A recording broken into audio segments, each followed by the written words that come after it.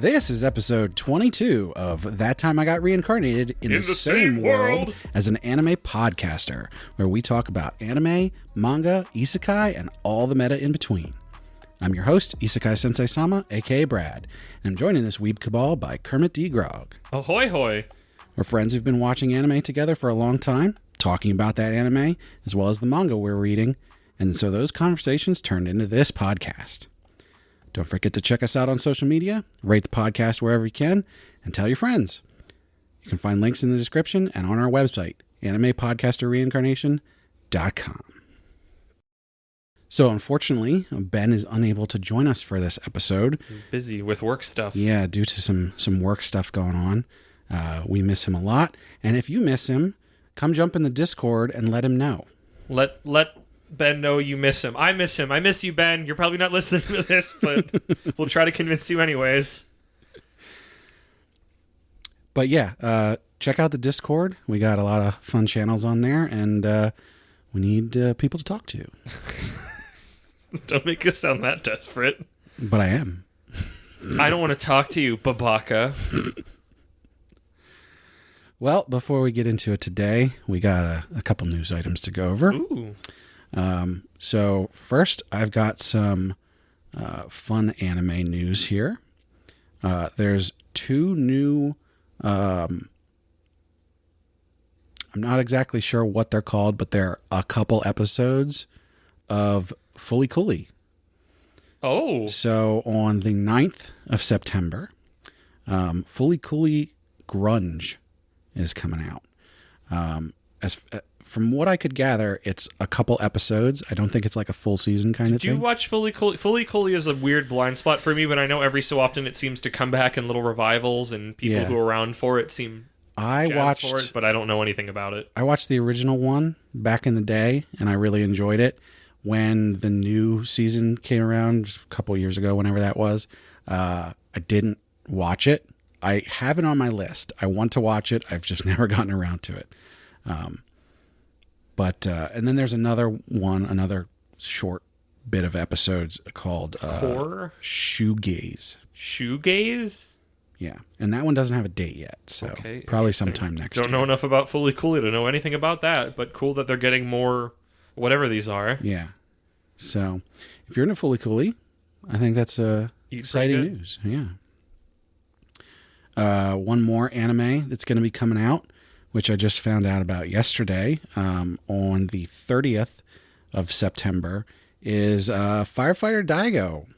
What? Yeah. That was why. Okay, audience. Brad earlier was like, "What's that firefighter manga you were reading from the 90s, if not like the 80s? That's getting an anime?" Yeah. Well, so I'm a little confused about it because, as far as I can tell, there's two different manga, both by the same author. But the second one, which was from 2020 or 2021. Oh, like new. Something orange. And the anime is called Firefighter Daigo Rescuer in Orange. Okay, so the thing about one of the major things about Daigo of Fire Company M is that he is a fighter. He's wearing red, but there is the tippity top super firefighters in the air, which is the rescue squad. That he is both locked in this constant thing that he doesn't want to join it, but also he keeps getting emotionally whipped around that he's like, I need to be a part of this. And he gets confused by himself a lot. He's not the most emotionally introspective or mature man. He kind of has big shonen boy feelings about things.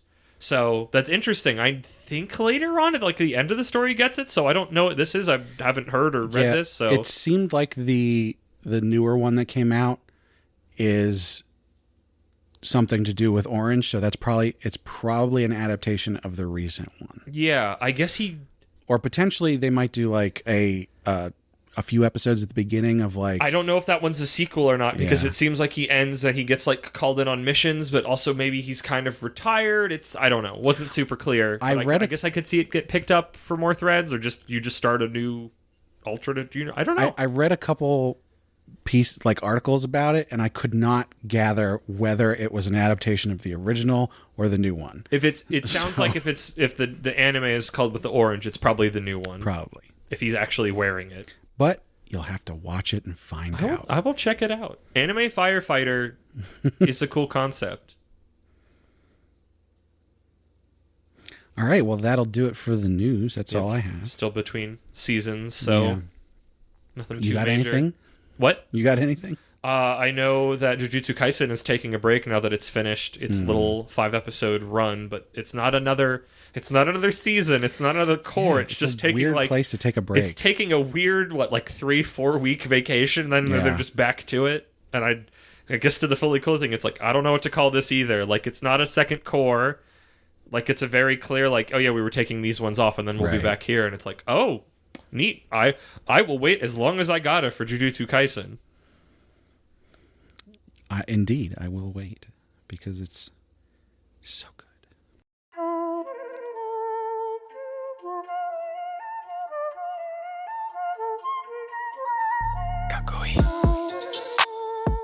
So speaking of Jujutsu Kaisen, very fitting actually.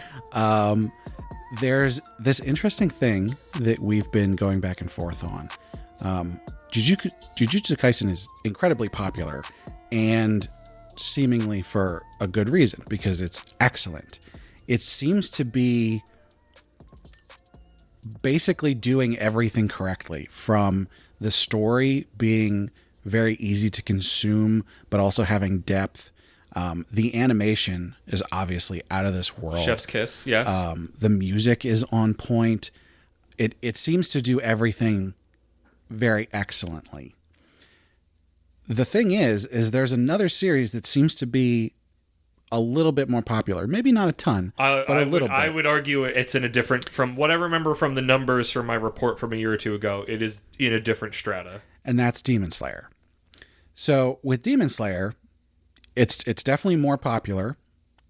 How much more popular is up in the air. But top either 10 or 20 highest selling manga of all time. Yeah. Within, somehow, even though it's only, a little over a decade old, is already in similar arms with the works of One Piece and Dragon Ball and some other old manga that's before our time. I would chalk the manga popularity up to the anime making it popular. I would agree with that, but there's still got to be something there. So the thing with Demon Slayer is that while we like it, I think we're all agreed that it's enjoyable to watch. Yes. It is very pretty. Yes. It is, it's got great music. Voice acting is excellent. All of the things specific to the act of animation. And for the most part, a lot of the story is pretty good.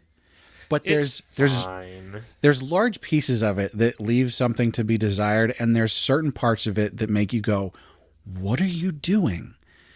And so there's this rift in my mind and in yours, I think, where we're going, why is this piece of media that is what I would say objectively worse, as harsh as that might sound. Yeah. Why is this so much more popular than this thing that is objectively better than it?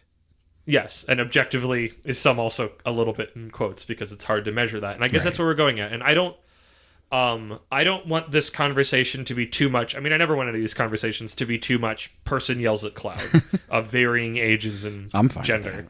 But there is a certain amount of frustration, and I don't think this is a case of Jujutsu Kaisen's my baby, I want to hold it up, because I have my darlings that I want to get, that I think are incredible and immaculate, that I want more popularity. It's Jujutsu Kaisen has its time in the sun and is continuing to have it. It is not any slouch. It's it's one of we don't need to recommend it to anybody. We don't need to recommend it. I have a friend who's watching through it now for the first time, and she's loving it, and it's it's really fun, and I get so much more on every repeat viewing. But what is different about these two things that makes Demon, the one that we feel is so frustrating and flawed at times, such just a higher strata of popularity and numerical success than this other one that feels like it has so much extra time and thought, and maybe if I don't always follow them along, high-minded ideas about world building, and maybe that's it, I don't know.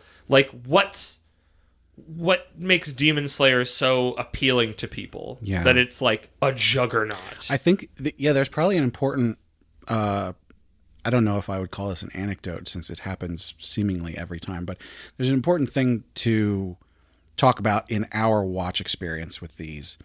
When we watch Jujutsu Kaisen, basically all of our commentary is centered around like, oh, how does that work? What's going on there? What do you think is going to happen here? Oh, that was really cool. Oh, was that thing? Is this person? Right. Oh, hey, this is this person we saw this other time. There's basically... I can't think of a single point where we were like, what the heck is that? Why are they... Well, there was that, but it was always like, oh my gosh, what the heck is that? Yeah. Like, it was never like... We didn't... I made a face. You kind of wrinkle your nose. You go, ooh, what are you doing, bud? When we watch Demon Slayer, we obviously enjoy it. It's a fun show to watch. However, a lot of our commentary is, oh, this is going to happen now. Or... what the heck are they doing? Why wouldn't they use this thing that they've already established as a thing? Or why are they doing this again or something? Or how the hell is he still walking around? Isn't his foot broken? Yeah. I want to get into that. I've been dying to talk about that on the podcast. And I we definitely nitpick a lot of stuff for fun a lot of times. But I think there's a stark contrast that you can see because we don't nitpick Jujutsu Kaisen.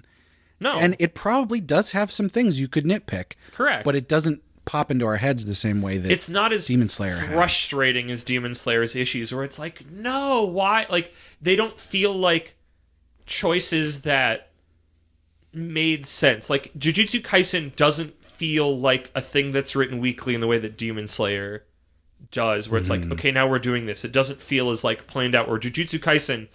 in some ways and in some ways not, similar to One Piece, because it's really easy to point everything at One Piece, feels so constantly like it is setting things up in the world that characters that are referenced conceptually ages ago will show up later and you go, oh yeah, we talked about them that one time. And this incredible like network that admittedly, and maybe this is part of this, is too smart for me sometimes. And I can get that. We have had a topic cooking for a long time that this brushes up against, is the idea of certain series are more friendly to newer viewers or newer readers than other ones. Like, yeah. I always describe Jujutsu Kaisen is not, I don't want to say babies necessarily, but like, is not your first big shonen story. Like, it's not a good, as much as I love it to pieces, I feel like you need so much other like general feeling about how these things move and how to follow storytelling like that to follow it. And not like a big like, you got to be pretty smart to really enjoy Rick and Morty or whatever the actual No, I think it makes sense because like Jujutsu Kaisen would be something that the only person I would recommend that to that doesn't watch any other anime would be someone who's really into paranormal stuff. Yes, and even then, like I think you need to be some level of hardcore weeb to fully enjoy it. And I think that's why like Jujutsu Kaisen is not at the sales numbers of Demon Slayer. Like I don't there's nothing I begrudge about Jujutsu Kaisen's place in things, because I do think it is like some teenager who's just learning about anime, and I have no idea what that experience is now that anime is just everywhere and not as stigmatized.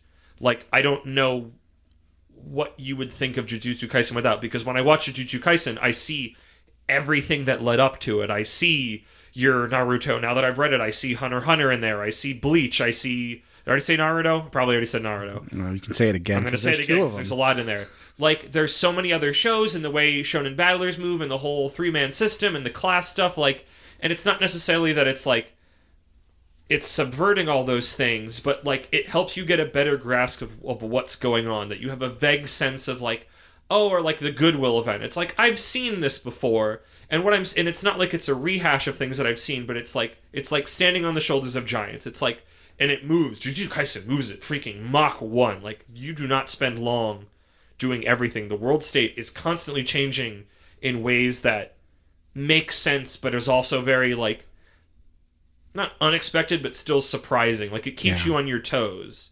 And I think if you don't have a base grasp of the general flow of anime, of shonen stuff, that could be hard to follow. Again, I have times where I find it hard to follow, but I also have times where just, like, really cool stuff is happening, and it's like I understand enough to understand why this is rad.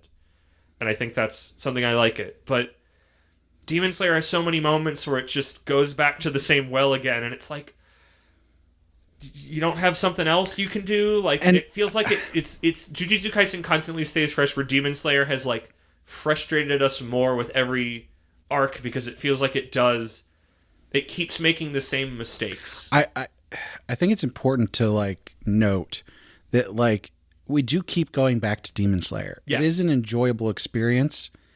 I think that maybe the main frustration comes from the fact that we do like it. There's enough there that we like it, that when it does these things that seem to like not make sense or seem like the wrong decision, that it's more frustrating than it would be if we just didn't like it in the first place. Yeah, there's just enough in it. That was something that really struck me when I was thinking about this topic yesterday and today.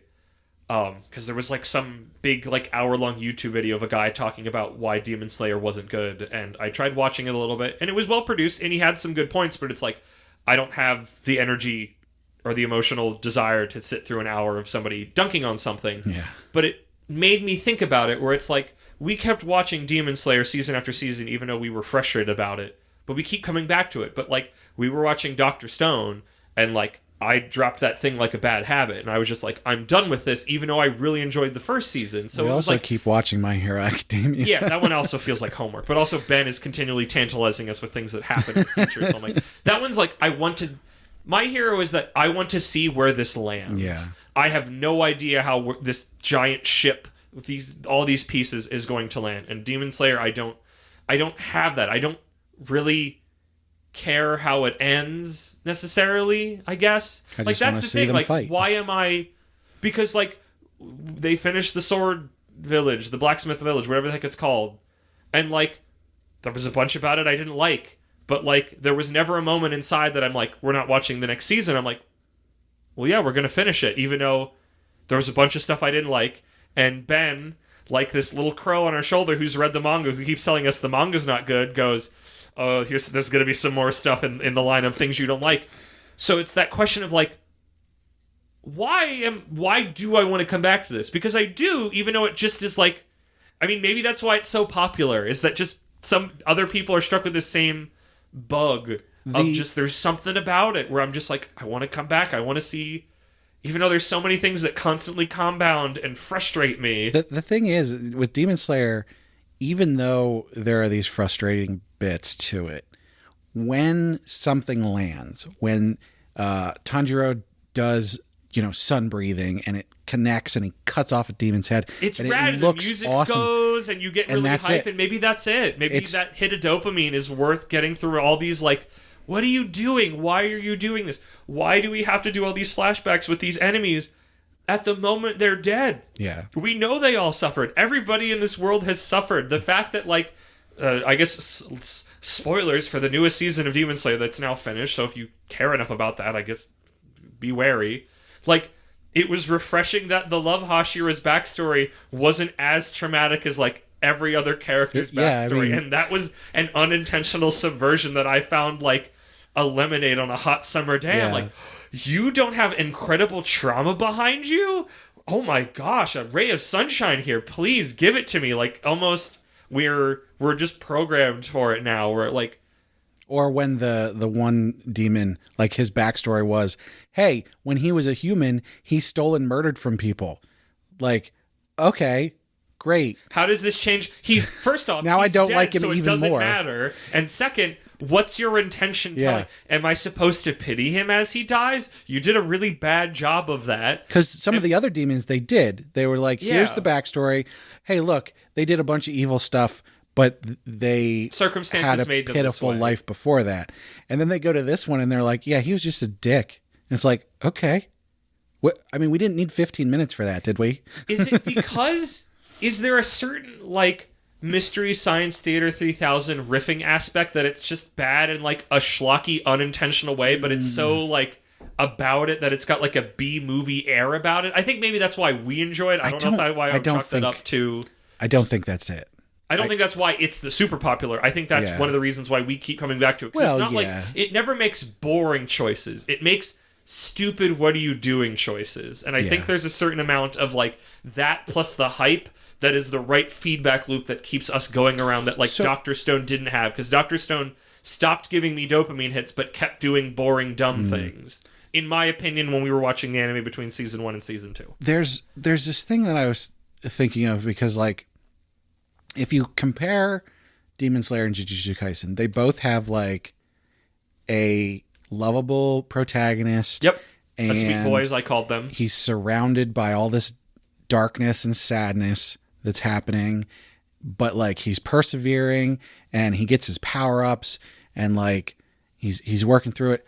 So there's this thing for younger people to latch onto of like, hey, stuff is dark and it sucks, but like persevere and do good. To persevere and have a really hot sister. No. I know some parts of the internet are really about that, and I'm not about them, but what if that's what it is? It might be, dude. Because it's easy. Jujutsu Kaisen doesn't have. Jujutsu Kaisen very explicitly does not have cheesecake at all. I mean, there's by purpose. I remember reading about that, and I love them for it. Is like the author was like, hey, when you guys do the big Shonen Jump thing of all the girls in the bikinis, do not draw my characters like that. Don't do that. Jujutsu Kaisen has lots of girl bosses. Actually, though. Yeah. Like, they are actually, like, there is a moment that, actually, we might get next season now that the rate this one's going of what's coming up next, that, like, is one of the coolest, most, like, female celebration moments I've probably ever read in a manga, that I've read it, like, multiple times trying to go back and get back on the horse of reading Jujutsu Kaisen, that I am just have been jazzed about for probably a year now and will continue to be jazzed about until it gets animated, and then I'll just be more jazzed about it. And, like, maybe that's it. Maybe there is these parts of the internet of teenagers and people we don't know and people in other nations and people in communities outside of our own, that's a thing they look to and love, that we just never see these people or talk to them or make eye contact or shake their hands or breathe the air they breathe. I mean, I should say, like, Demon Slayer also has girl bosses, but they are also sexualized. Name a girl boss in Demon Slayer? I mean, the Love Hashira kicks a lot of ass. I genuinely, you've heard to me on my own couch talk about the Love Hashira. I'm like, anytime the Love Hashira is not on screen, I go, where's the Love Hashira? I don't know if I'd call her like a girl boss in the same way I would say some of the characters in Jujutsu Kaisen. I mean, also, and I love her, and she's very cheesecake, and I admittedly also kind of love her for that. But like, that feels like all of the... Hi, this is a bit of that YouTube video I watched coming in of him making a point that all of the women have very feminine breathing sword powers. This is the blade of like butterflies or insects. This is the blade of love. This is the blade of, I don't remember what the third one was, but it's like there's a little bit of that just sort of like low level, like, girls don't get the big stuff. There might be, I don't remember. I think he had 3 things that he circled. I don't remember what they were. It's 2 of them. I mean, and to that extent, I mean, the freaking Pleasure District one, where it's I continue to go back to that weird Hashira and his 3 child brides. Yeah, that was so weird. And the thing is, like, who are there just to be cheesecake and be different flavors of cheesecake. Nezuko also has what I would tentatively call agency in, beating the shit out of demons. She gets to have very simple, my girlfriend only likes me at the times that I want it because otherwise she's in the box, and that's just the state of things. Like, it's really easy for me to read that, because it's like, if she had agency, she would get to make choices outside of the ones Tanjiro's making for her. Kicking ass is cool. Like, that's the thing. If you're not thinking, if you're just taking in, like, raw dopamine hits, it's just... cute, sometimes chibi cute girl, but also sometimes big honkers hot girl comes out and karate kicks demons, which I'm not going to say that's not cool, but also, like, in the context of everything is like kind of like, really? I guess my point is, like, it's they're definitely not girl boss on the level that Jujutsu Kaisen has. No, but they're not exactly, they're not nothing. Yeah. But they're not just there for... But they're simple. If you're just some freaking anime weeb schmuck, Demon Slayer is a really nice little power fantasy where you get to be the sweet boy Tanjiro, you get to follow along and his hot sister kicking demon butt with her karate skills. The men in Demon Slayer are pretty simple too. Yes, exactly. And it's a simple story. It's simple and straightforward. Maybe that's it. You get cheesecake and it's simple. Dragon Ball. Simple, straightforward, cheesecake. Because Dragon Ball has a lot of very similar things. There's a bunch of different character archetypes, and you can hitch your wagon to that one. Jujutsu Kaisen, dark, complex, constantly changing. You can still pick your favorites, but it's not as, like, you have to be in there for it to really, like, click in. Yeah. It's not as... Demon Slayer is just an easier series to get into. Right. Why it's maybe this is speaking as an American where we're having, or I guess we did have our superhero boom. I feel like we're on the tail end of that particular age, or we're moving towards the tail end. Like, I thought My Hero Academia was going to be in that top seller thing when I did that research a year or two ago, and the fact that it wasn't and Demon Slayer was like really surprising to me. And then that was the same year at Con, I guess this was last year, that like the cosplay I saw the most was Demon Slayer, and I was just like, did I miss something? Like, this isn't like when Attack on Titan was big and everybody had the like cape. It's like there's a bunch of people wearing these costumes, and it just seemed like this is when we get to questionably aged, gender questioning human shouts at Cloud, or it's like, why this one? Yeah. And is it just because it is just an easy, straightforward, get on the ride, do the thing, don't think that hard? Like, is that it? It might be. And there's also might be an aspect of it of like merchandisability. Yeah, it's very easy to be like, here's this one. This is the one that I like. Jujutsu Kaisen doesn't have that. Because Jujutsu Kaisen isn't about that. Right. It's just, hey, they're all wearing like the school uniform. Yeah, different versions of it, but there's nobody that's like, I would say like Panda is the most cute, like pandering character. But yeah, like there's no cheesecake by design. Toto. What? Gojo is kind of cheesecakey, depending. Toto. Toto as well? Oh no, Toto's his Gojo's buddy, right? Am I forgetting? No, he's the big guy. Oh, the Boogie Woogie? Yes. Yeah, he's not cheesecake. You don't shake his hand. I know what handshake events he's been to. I know where he's been.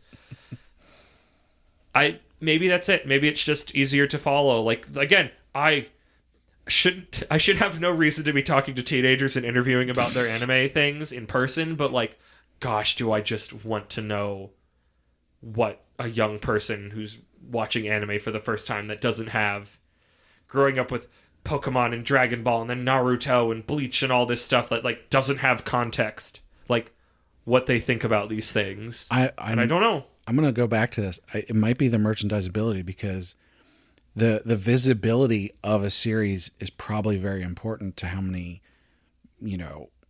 how that translates into views. Because if you go to a Hot Topic or, and those mall stores or the bookstores where they have manga or whatever, like you see a whole bunch of Demon Slayer merchandise. It's the big one. And there's not very much Jujutsu Kaisen. It is there. They do have it. It's present. But it's not as in your face and visible. And so I wonder if that goes to, hey, I see this. This is called Demon Slayer. That looks interesting. I'm going to watch it. Because, again, Demon Slayer, straightforward, says what it does on the tin. Jujutsu Kaisen, what's that? I remember before I watched it, I think I had heard that name and thought nothing of it. Because until I saw it, it sounds like, even if I know what those words imply they're gobbledygook. Jujutsu Kaisen? Technique or skill? I don't remember what Kaisen means. But, like, it sounds like nothing. Yeah. But then, I guess I could say the same of, like Jujutsu Kaisen is very clearly inspired by Hunter x Hunter. And that is another one where it's like, what's the name mean?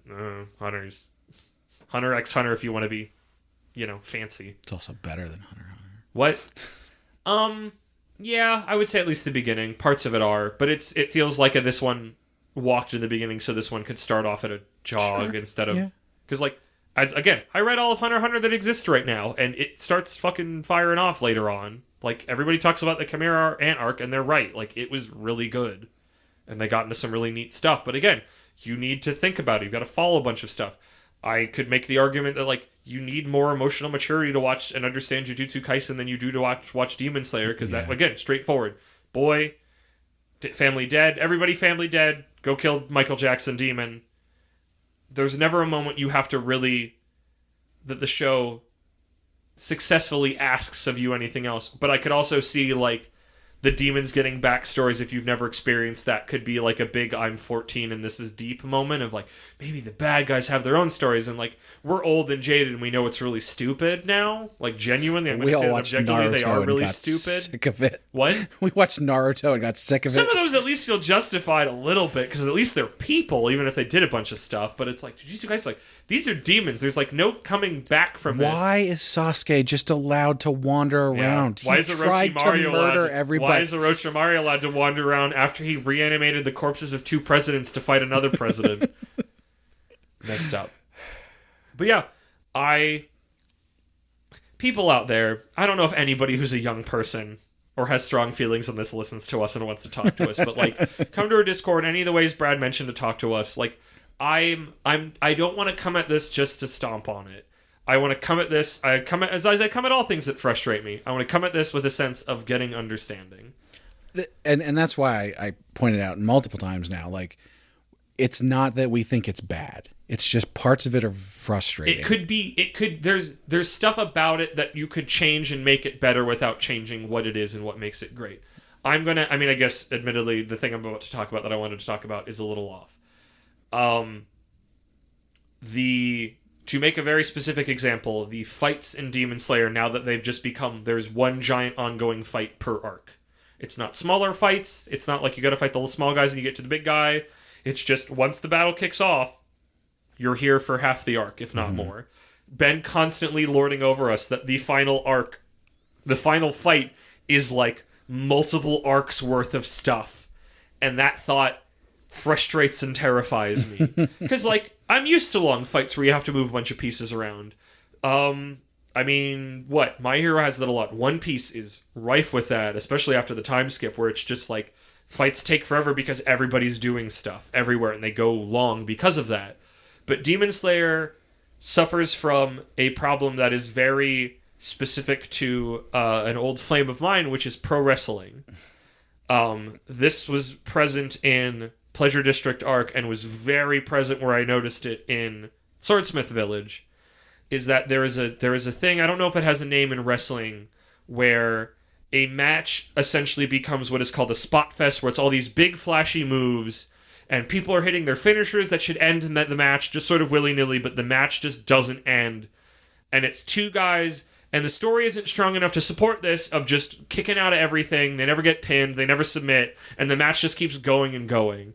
And it becomes fatiguing, and it becomes, you become numb to it because there are no stakes. If the demon can hit his finisher on Tanjiro and Tanjiro's foot's broken, unless he sells, wrestling terms, unless he sells that his foot is injured for the rest of the match to make that move meaningful, the fact that he can run negates this big moment that he did his finisher move and he broke his foot. And it just makes you fatigued because now you don't know when the end is. And all this crazy shit can happen, but you have no sense of, like, it's the climax. It's like, well, we had the big stuff already happen. And you can do that. You can have a big moment where somebody overcomes an injury. You can hit, the villain can hit their finisher, and if you've been building the story properly, the fact that the good guy in wrestling kicks out of it, but in this, like, doesn't die and is able to keep fighting in a particular way, that can be very, like, meaningful. The wrestling example that comes to mind the most is that, like, for years and years and years, there was a wrestler named Kenny Omega, I'm sure he's still around, I haven't watched wrestling in a while, who was like, he was the guy in all of wrestling, and he had a move because he was a huge weeb and I love him. His finishing move was called the One-Winged Angel, which I guess is less a weeb thing, but I guess similar enough because it's Final Fantasy, it's Sephiroth. And it was a cool move, and literally it cost multiple promotions over many years. Like, I think only one man has ever kicked out of it, and he was like the top guy in Japan that was fighting him. Like, it's never been kicked out of. Like, it is a point that this move destroys. I don't even think the top guy in Japan, it was like a buddy of Kenny Omega's, after, again, a very long storyline where it made sense that he kicked out. And they did that in America, where he had his buddy, Adam Page, the Millennial Cowboy, who I love dearly. And they had the thing where they were buds, and then they were on the outs, and finally, Kenny had the title, and Adam Page finally got the shot. He had gotten his shit together. He was ready. He's like, I'm going to go and fight the title. I'm finally confident enough to do this. And they have the match, and Adam Page kicks out of the One-Winged Angel, making him like the second man on planet fucking Earth to do this.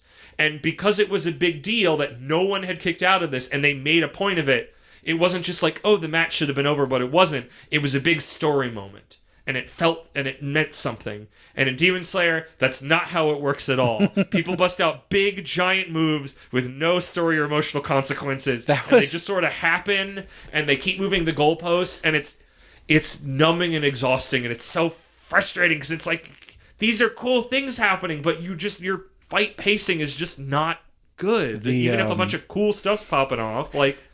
right near the end there, where I was like, we kept going, like, okay, Tanjiro's foot is broken. How is he running around at full speed? And then he keeps doing the sun breathing over and over again. And it's like, didn't last season they say that took a huge toll on his body? Like, why is he able to spam that now? Yeah, he seems fine. He is no selling his injuries. Yeah.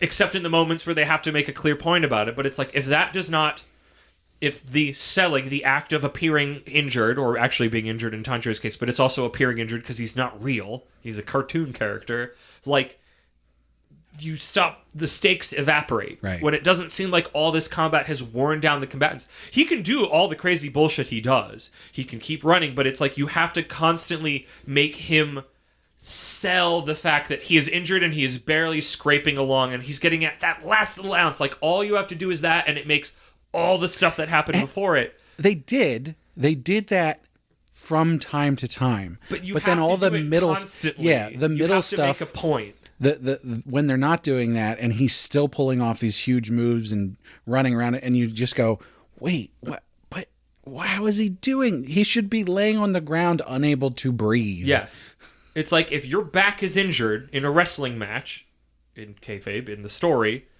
You can't be like, oh, and wander around the ring like you're in pain, and then all of a sudden hit a perfect suplex like you're completely fine. Like, you gotta put it in there. You can still hit the suplex like you do, but you have to make it look like I'm getting every ounce of fighting spirit in me, which anime is great for fighting spirit, and make it happen. I've been reading One Piece again, and there's stuff where fights go on a little long, but the fact that, like, Luffy and all the characters are involved are in, like, tatters by the end of it, and just barely holding on to do the moves they're doing, makes it feel like something, because it feels like again, anime Japan is good for that fighting spirit stuff of just a little bit more, and sometimes it can be a bit much, but like if you do it right, you can feel that they're putting everything they have in this to keep fighting, into they've just this last little fuel in the tank hopefully will solve the problem.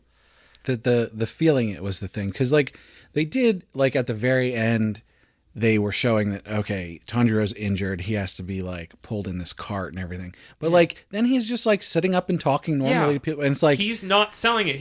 You should be basically dead at this point. Yeah, let him be put him in a freaking coma, which they did the last season. You have to sell it during the match, and you have to sell it after the match. If you're like all beat up and then you get pinned 1, 2, 3, and then you just get up and everything's fine, and you just leave, it's like you've erased all the stakes that happened. And if what they were going for was that, like, the freaking Dragon Ball, like, almost kill him and then he gets stronger thing, they're not explaining that at all. I don't think that's what's happening. I don't think that's what's going on. Also, the Saiyans still need to recover after they reach near death. There's parts where it's like that. I think the Frieza saga is the one we all think about when we learn that. It's like Vegeta gets super beat up, and then he just barely survives, and he wanders off, and he goes to the like regen tank, and he chills there for a while until he can fight again, now that he's stronger. But it's like he has to spend time out of the fight completely recovering and putting himself in like a danger state. I know Goku wouldn't do this, but if I was in that position, I would just take a big bag of sensu beans and just keep like breaking my neck. Sensu bean, break my neck. Oh sensu my gosh, bean, yeah, break you're my right. neck. Sensu bean. Supposedly sensu bean. Sensu bean is just supposed to be, I think it's the activity of being well rested and eating a large filling meal, I think, if memory serves. But obviously that and then it goes right out the window later.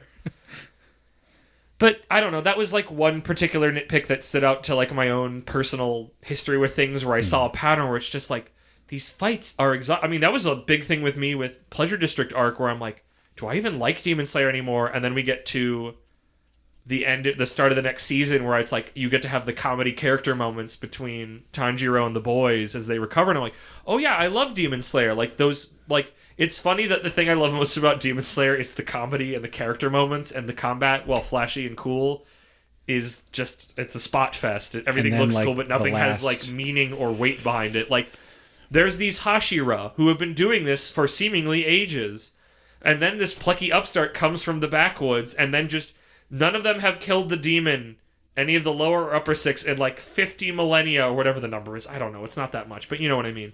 And then this plucky upstart just all of a sudden is able to beat them all near death, and it's like, what have you guys been... Some of the Hashira also do this while Tanjiro's fighting in fights that Tanjiro's not even in. And it's like, what were you guys doing? You just sitting twiddling your thumbs? Like, do you just not... You're really up to make sacrifices now, guys. Like, it just doesn't... And then we're gonna take out like, it's 4 upper 6 within like a month of each other. And it's like, Tanjiro didn't get any stronger since the lower 6 guy kicked the ever-loving shit out of him. It's not like he became that much stronger. He recovered just enough to keep going, and now he can just go, oh, you take out like 2 of them at once. And it's like, Yeah. It's like, I guess that's the thing. It is frustrating. These are like rookie mistakes in storytelling, and maybe because we are just jaded old humans, where it's like, I've seen this. I've seen this done better. I've seen this done worse. Like, how is this thing that's so popular making such basic, like, not even just different of opinions, but just like, this is structurally counterfeit at moments. Here's a thing. Here's the thing. So here's the thought. As everyone should be well aware of at this point, I consume copious amounts of trash. Yes. Right. Now, you might want to argue this point, but I think the fact that I consume all that trash makes me have a really good view on what is good and bad. I am able to say that those things that I read are trash. You keep reading them, so they're not trash. Right. They're not truly trash. No, it's trash. I enjoy it. True trash. A true zero. That's true trash. No, they're not. If you're zeros. enjoying it, it's not. It's just. I mean, it can be trashy. It's a box of donuts I found in the trash. They weren't opened, but they were in the trash. They were on the top. Yeah. So when I say that, like, okay, Demon Slayer has good points, it is entertaining, but it confuses me and somewhat frustrates me that there are much better things that aren't as popular. Or even just that there are other things that are less flawed. Nothing is perfect. We even said the things of Jujutsu Kaisen. Like, no series is perfect. There's always difference of opinions about what makes something great or not great. Continue your thoughts, sorry. So I think what is going on with Demon Slayer, for me at least, is that, you know, I can see the flaws, but I can also see the good, which, I mean, obviously you can as well. Yes. The fact that it seems as if the zeitgeist is so mindlessly consuming it. Yes. Is the thing that's frustrating. Like, I don't know what else would fill that spot right now with what is out. No, but I think my point specifically is that I want the zeitgeist to more consciously consume things. It will never do that. I want the top selling thing to be Spy Family and Chainsaw Man, two things that I love, that I think are great, that I'm sure have their flaws and have people having a difference of opinion on them, but I think aren't just so riddled with, like, hack decisions. And, like, hack decision things can still be good. Like, that's, like, it's not that it's not that those things that have problems and flaws can't be good or great. But yeah, I like your way of, like, mindless consumption. Like, Demon Slayer is really easily mindlessly consumed. It doesn't ask of you to have... Here, I guess if I ask this question, what is Demon Slayer thematically about? What is it trying to say? My Hero Academia, trying to say something. Jujutsu Kaisen, I'm sure it's saying something. Like, you can feel the vibe of it. Is Demon Slayer trying to say anything? I don't know that it is, because, like, demon bad, killer bad. It's literally good versus evil. Yep. And, like, that's not necessarily a bad thing. No. I mean, something that we're sort of lacking these days is just straight up good versus evil. But then I say that and I go, no, wait a minute. Demon Slayer keeps doing these demons' backstories to go, oh, isn't it sad? Aren't they sympathetic? And so it's like, no, I don't. And, of course, then they did do these latest demons don't have actual sad backstories. They're just jerks. And so, like, I guess that's good. But again, if you are jaded to it, you float over it. And if you're 13, this is deep. This is your first thing. This is baby's first philosophy lesson, spoon-fed to you really simply. It's like, wow, but they had a rough bringing. That's, cycle of violence, which, like, there are stories that I read now that gets the cycle of trauma and stuff like that, and I think does it really well. Cycle of violence. Probably Chainsaw Motorcycle. Oh, you're not reading. No, you're not reading Chainsaw. I need to. I'm equipped for it. I need to. Chainsaw Motorcycle. Chainsaw Motorcycle completely broke my brain, and I forgot where I was going. Anyway, but yeah, maybe it's just so easily consumable. Because like Chainsaw Man, not easily consumable. Cool, hip. Not easily consumable. Yeah, I would agree with that.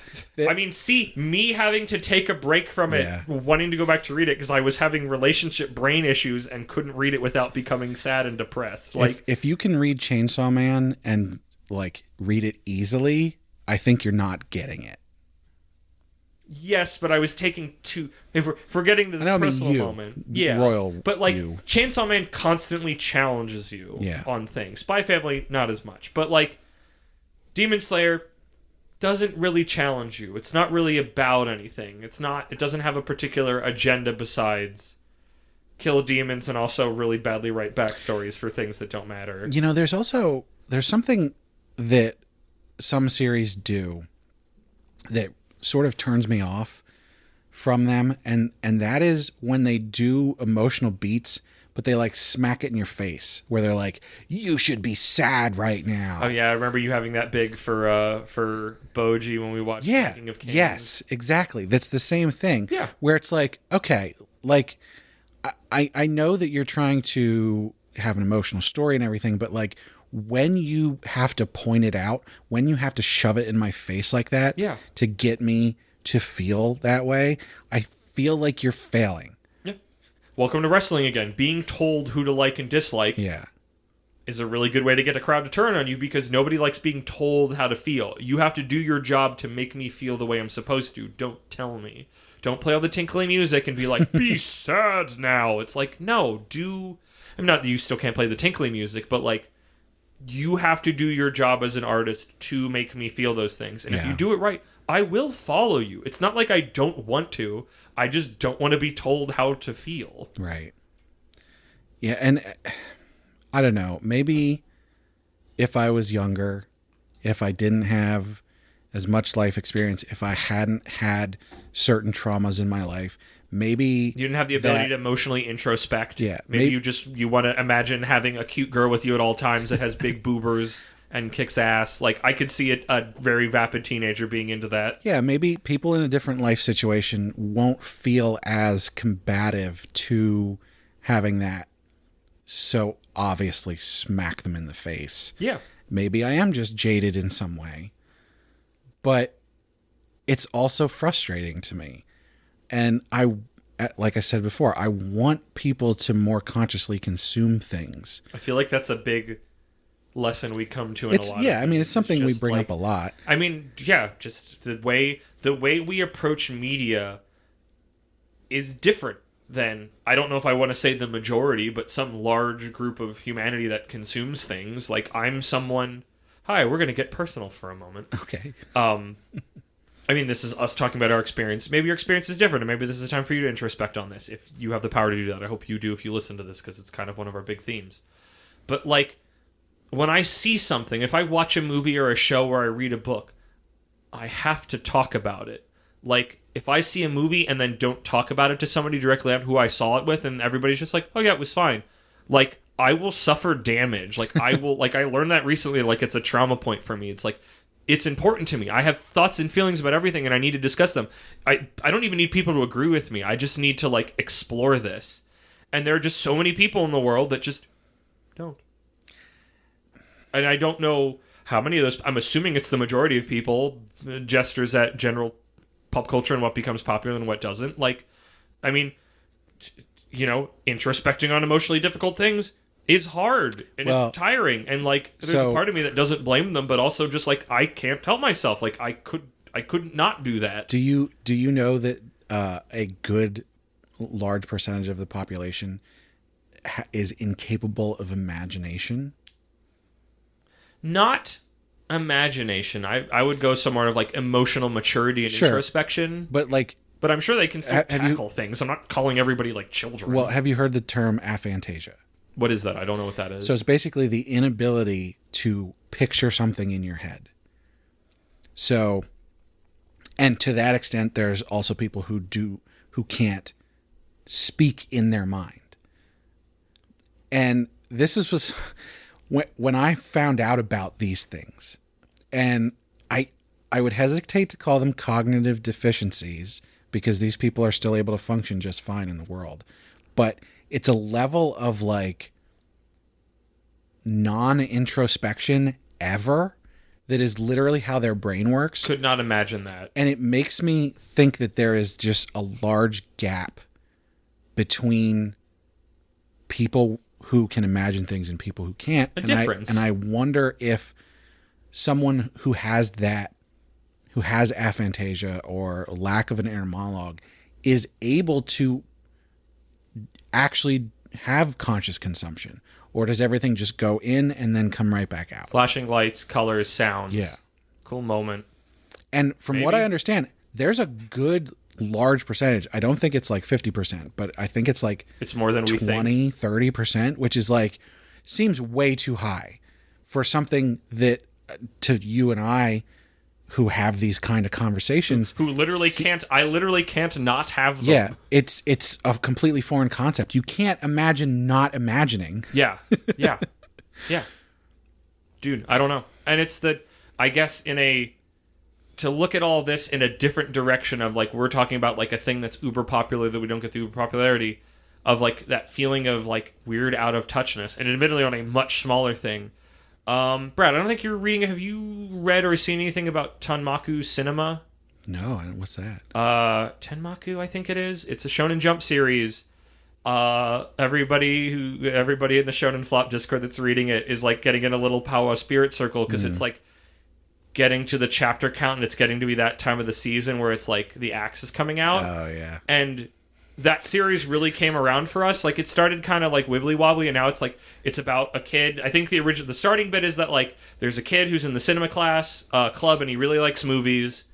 And one day he gets like haunted by a ghost who was like a great writer, a young writer from the 80s, and he was supposed to write this great work that like goes to I don't remember his name, but like one of the great Japanese directors. Like he's an actual name that I know. I don't know what it is now.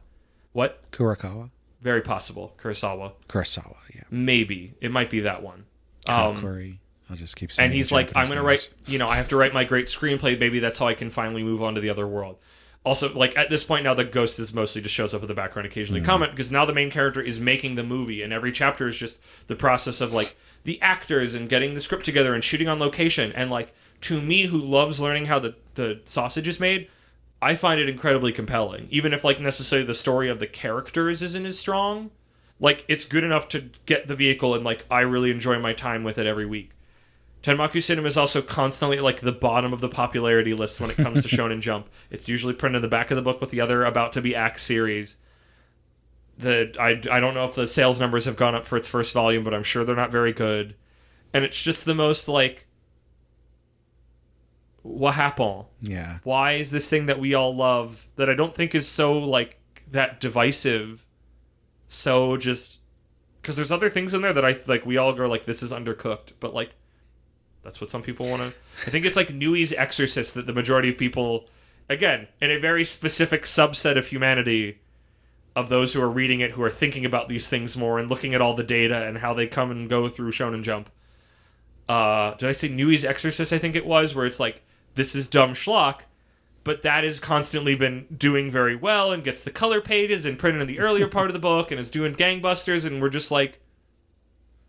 You know what? And that one, admittedly, when you go on the smaller scale, it's just like, it's one of those like, this isn't for you, bub. And that's okay. And I think that's what makes this Demon Slayer question thing flipped around, because it's like, this is literally one of the top sellers of the world. This is crossing across all sorts of different communities. Because how do you get, in a little over a decade, Dragon Ball numbers? How do you do... In physical media, in this age of dying physical media, how do you get more manga, physical book manga sales of a manga that Ben and other people have told us is not good? The anime is 100% the way to consume Demon Slayer. How? I don't know. Mugen Train, literally one of the top scoring, like, money-making animated films released in Japan. I don't remember if it was that year of all time, but just, like, there's just something about it. Yeah. There's something about it.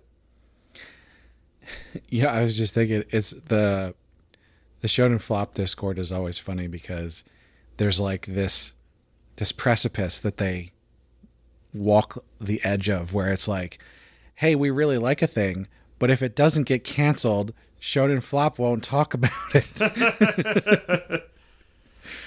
Or the strangeness of, like, this is garbage. Like, it's almost like it's a death cult of mangas. Where it's just like a chapter, the first chapter comes out and it's like, this one's gonna die in its normal lifespan, or it's quicker than that, or like, this one's a supernova rocket, it's gonna live forever, and like, watching everybody looking at reading the stones and the tea leaves and watching the stars and trying to predict what's coming and when the axe is gonna fall on who and when and why, and yeah. I wanted to bring this around because we gotta speaking of Mugen Train, we gotta move this one to the station, bud. We've talked about conscious consumption. Yep. And I just wanted to touch on something with that because I feel like a lot of times we just say, hey, consciously consume things. Bye. There's a point there, and I want to use myself an example here. Just because you're consciously consuming something doesn't mean you can't enjoy things that might be a little trashy or have some bad spots or something like that. As I said, I consume so much trash isekai manga, but I am consciously consuming that. I am aware that it is not objectively good. You are making a conscious choice. In Right. the same way that you talking about eating a Papa John pizza last week consciously made me decide to get a Papa John pizza, and you know what?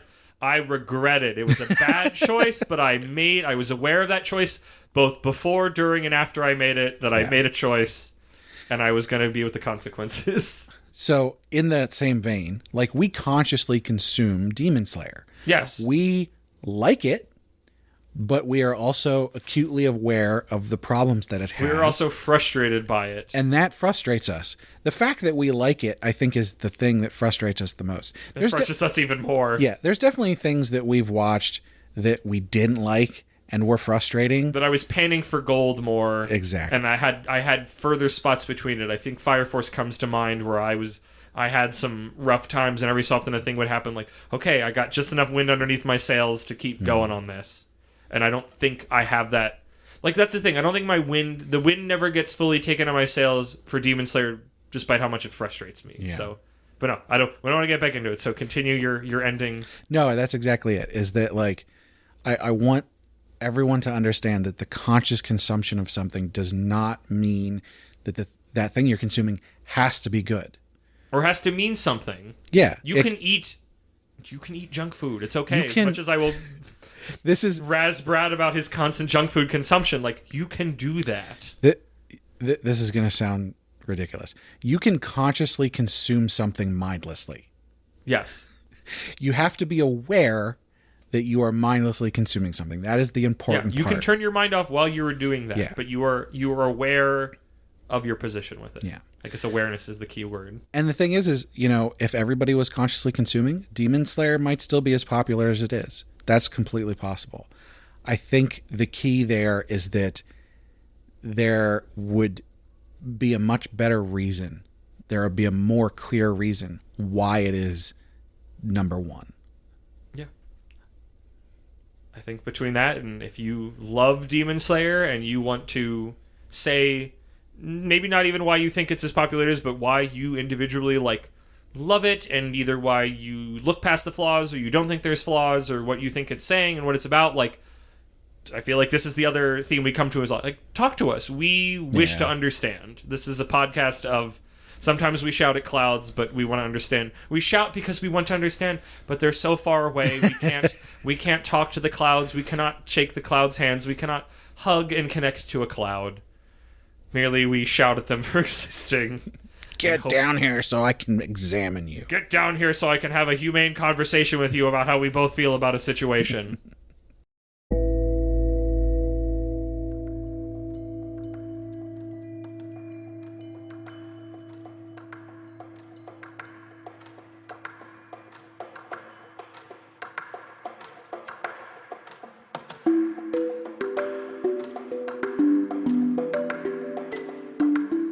So, we recently did something a little bit different for Weeb Cabal.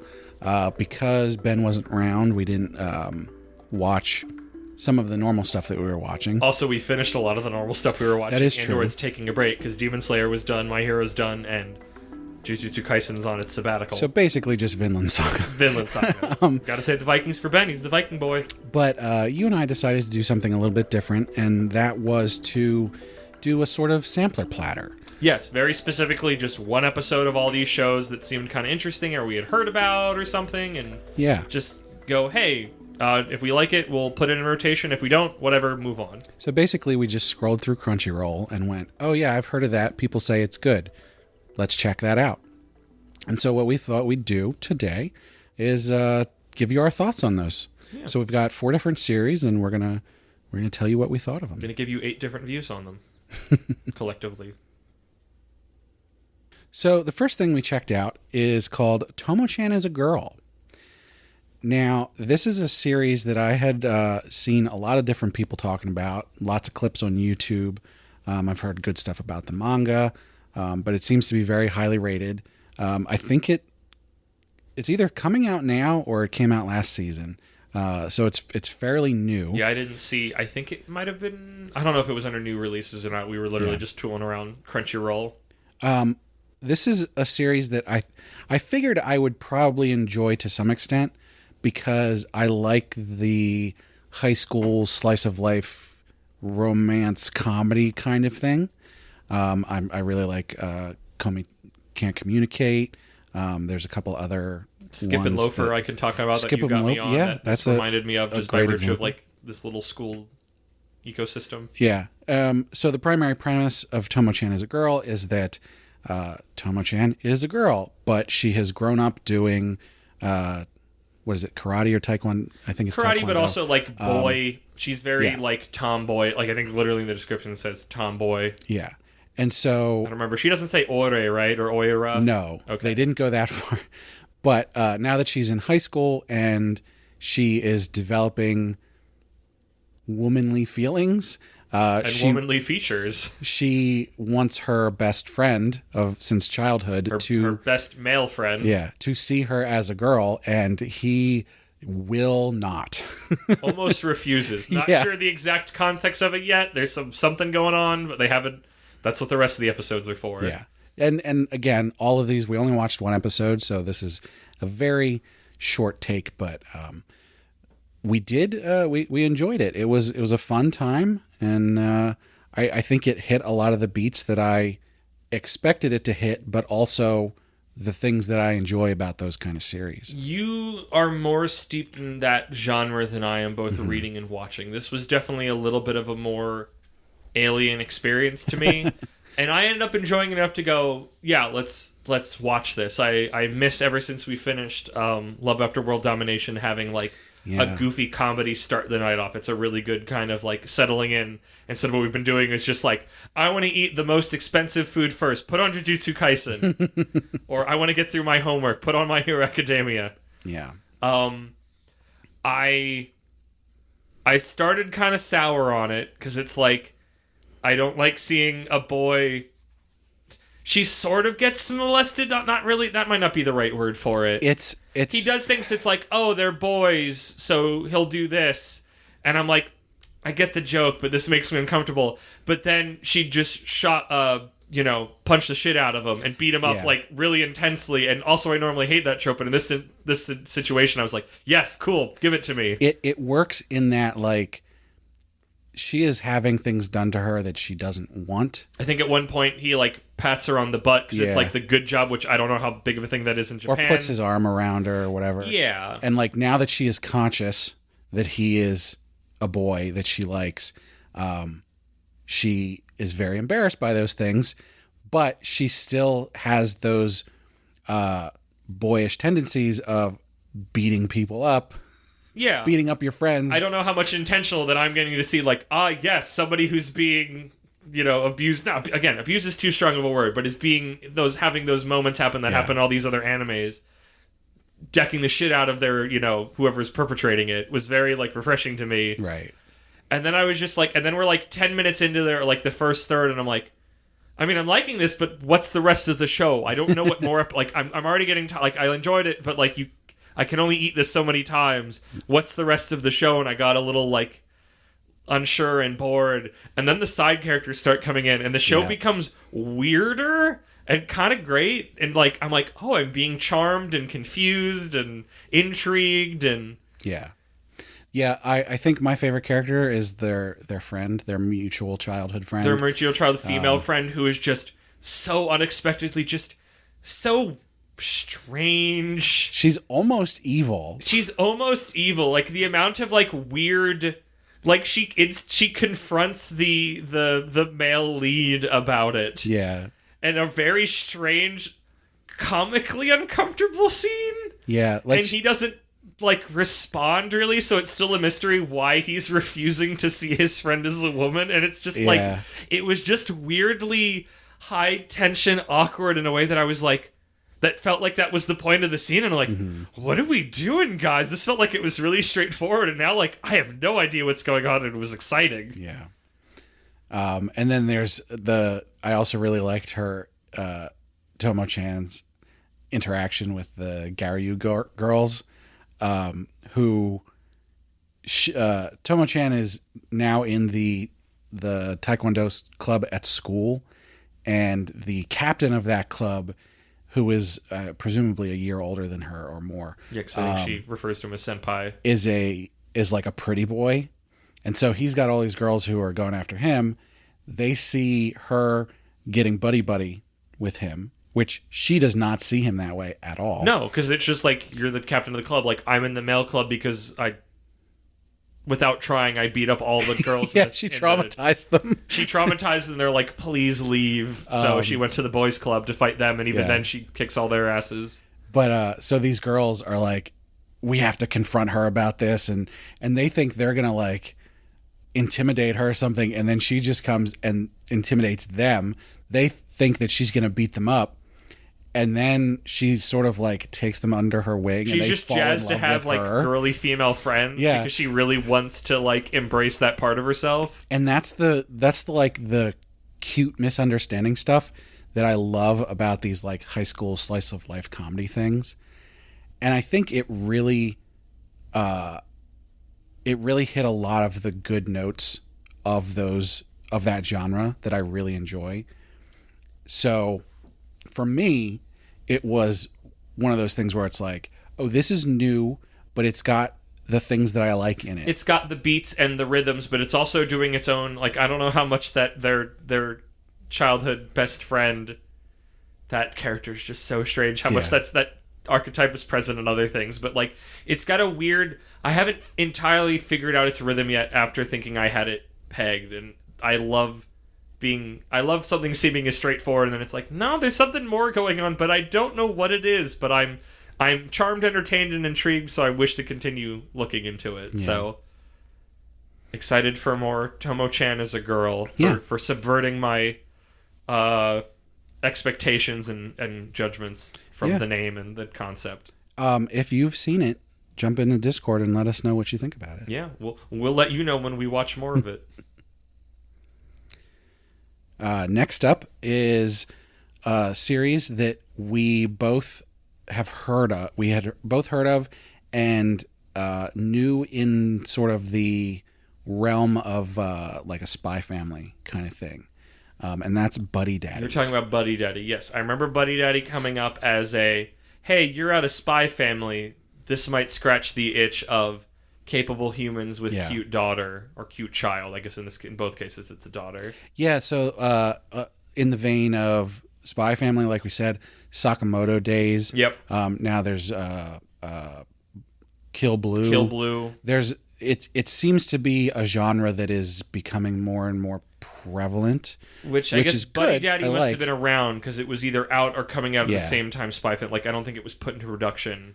Like, it was clearly already. I would think it was already popping around. I think Buddy Daddies came out last season. Yes, the anime at least. I'm assuming it had a manga. So somewhere yeah, the that could- manga. I mean, the manga could have been inspired. The by manga's Spy Family. probably 2 or 3 years old. I didn't look it up. I know. I had fun with it. It didn't hit me in the same way that Spy Family did. It didn't quite reach the level of like a Sakamoto Days for me, but it did a lot of stuff that I thought was fun and interesting. And the relationship. So we only watched the first episode. We didn't really get to see the relationship between father and daughter, but the relationship between the two guys, I thought was an interesting dynamic because the father, the actual father, is already sort of taking care of the other guy. Yeah. He's sort of a hikikomori.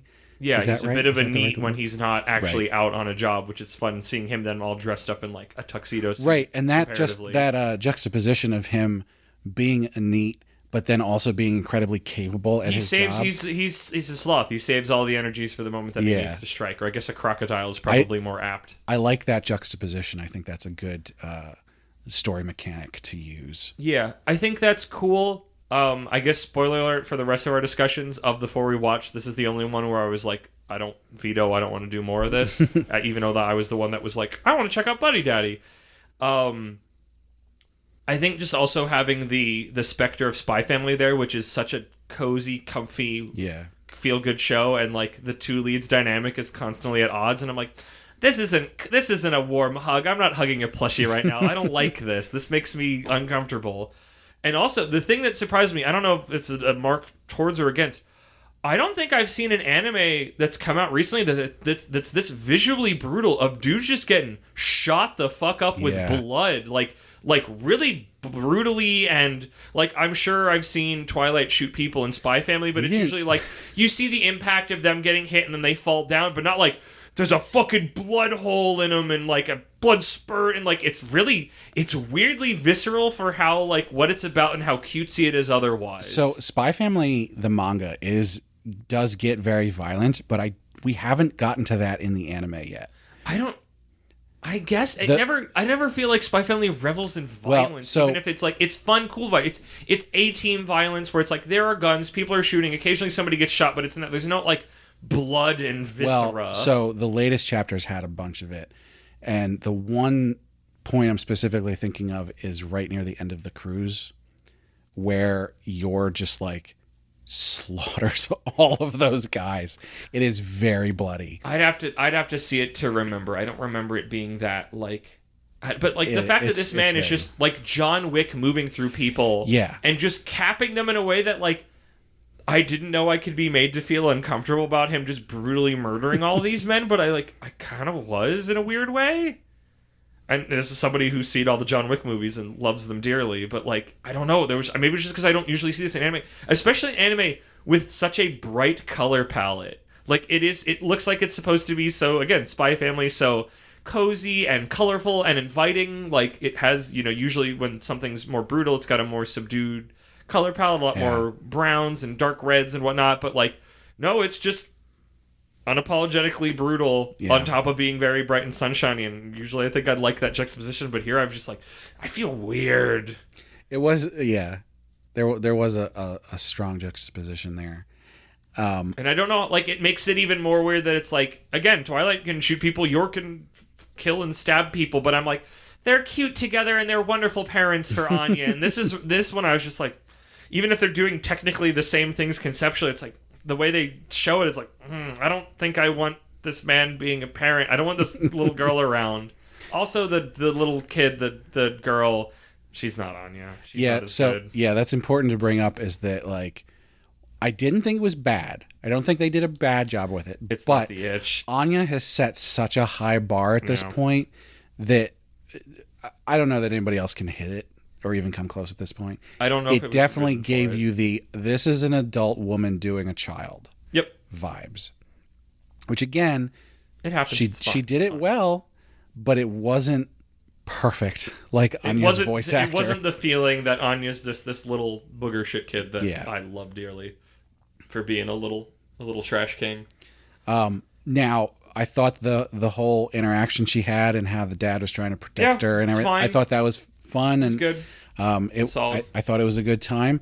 I would keep watching it, but you know, that's not how it works in the weeb component. I think your itch has to be really bad for Spy Family to get it satisfied here. I think. Yeah. I mean, it's admittedly reading, but I think, especially where it is now, Blue Kill gets closer to it than this. Kill Blue. Especially like that. That one's a weak. That I mean, it was especially I guess with Kill Blue because I don't think we really talked about it on the podcast. That one constantly feels like it's teetering on making a bad choice, and then it just doesn't. Where it's like, oh no, he's gonna do an icky thing, and it's like, oh, he didn't. Oh, and they made a point about how the other choice would have been icky, so he didn't make it because of that. And it's like, huh. This is very satisfying. It feels like my thoughts and the feelings are being taken into account with these things. And the fact that Kill Blue and Spy Family and Sakamoto Days are all coming out right now is like, I don't really need to watch that Sakamoto Days anime, baby. It's got to be in production. Next big jump thing. It's got to announce it. Like, come on. It's over 100 chapters. It's great. I love it. I feel like I haven't seen that many people talking about Sakamoto Days. I think it needs an anime. I mean, dude, same. It's doing well in the manga, and that's what's important to me until it gets the anime, and then actual people we know will watch it because people don't like to read. I know there's a couple guys on the Shonen Flop Discord that read it, but it seems like it doesn't get talked about very much. I don't think I've ever seen a thing about it out and about where I wasn't in a very Shonen Jump manga specific like space, which mostly has just been us and Shonen Flop. But yeah, I think once that anime hits, Sakamoto Days, baby, invest in it. It's going to be a good time. So jump on our Discord and talk to us about Sakamoto Days instead of Buddy Daddies. Yes, don't talk to me about Buddy Daddies. I don't like Buddy Daddies. I thought with a name like that and a look like that, I thought it was going to be a fun, comfy romp, and it was not. And that upset me. Okay, what was next? I think it's still good. ご覧のスポンサーでお送りします。 Are you a fan of Japanese snacks and treats? Sure am. Then you'll love Sugoi Mart. They offer a wide variety of popular Japanese snacks, candy, drinks, and more, all delivered right to your door. We recently got a box that had some fun stuff in it. Yes. We love the various candies and snacks and stuff. There was one particular thing that I thought was... I don't know if gross is the right word, but I didn't like it, and you thought it was great. Which one was it? The citrus jelly drink. Oh my gosh! It was like a lemonade drink, but it was also jelly. It was goo. There was a lot of descriptions of give me that goo. Here's the thing. So Ben wasn't here due to his work stuff, and so we opened this up together and did not have any idea what this was. I saw lemons on it. I was like, okay, it's some kind of citrus because it looked like a liquid inside. So I get the cups and I open it and I try to pour it out and some liquid comes out and then it stops. And I'm holding very clearly see all this stuff in the bottle. I'm holding it upside down and there's no liquid coming out. I'm like, what the heck is going on here? And my first thought was, oh, there's some kind of film on this. It's gone bad because it was out in the heat. I had thought there was some sort of stopper in the plastic head that it somehow knew when it had been tipped completely upside down that it would stop it. These things were true. And I knew that wasn't it because as I'm tilting it, like I could tell there was nothing. And after a while, like a giant lemon amoeba I squeezed it. The oh, that's and what it was. This goop comes out. And amoeba, I'm like a blob. What is it? So anyways, suffice to say, it's basically runny Jell-O. No, because it's like blob. Like I don't know how much I eat a blob. Like it's called the jelly, but there's also some liquid in it. But it's a drink, and like I love lemonade, and I love weird textures like that. Like I was initially grossed out by it, but then as I drank more of it, I'm like, I want to drink more of these things. It was a fun novelty. I enjoyed it. I thought the flavor was good. I might have liked it if it was cold, but unfortunately it was not. Well, I don't even know how that would be like cold. I'm curious now. But I could not get over the texture. So goo, eat the lemonade goo. But still an endorsement. You liked it a lot. I loved it. I should buy more. Yeah. Which I can. Additionally, and I just saw this email yesterday, they just came out with Gear 5 merch. So there's like 3 or 4 plushies and like they knew it like was a big pillow. deal. Yeah. As someone who just watched the anime episodes of that earlier in the week. The plushies are all like different squishes. Yeah. That's fun. I thought they were pretty cool, so I wanted to call that out. But check out the One Piece section on SegoyMart.com. And if you use offer code APR15 at checkout or click the link in the description, you can get 15% off your first purchase. Cool. You can buy a bunch of lemonade drinks plus some Luffy merchandise. You just head to SegoyMart.com to shop their selection of delicious snacks today. Remember, anime podcaster reincarnation 15, APR 15.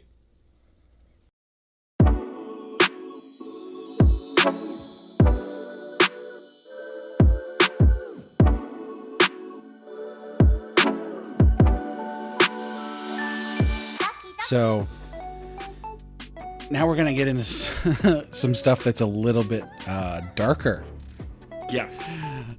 So we watched Hell's Paradise. We watched a man attempt to be not assassinated. Executed. What? Executed. Executed in many different old Japanese ways, and none of them worked. Yeah. Which I am a sucker for that trope. So Hell's Paradise has been all over everywhere recently.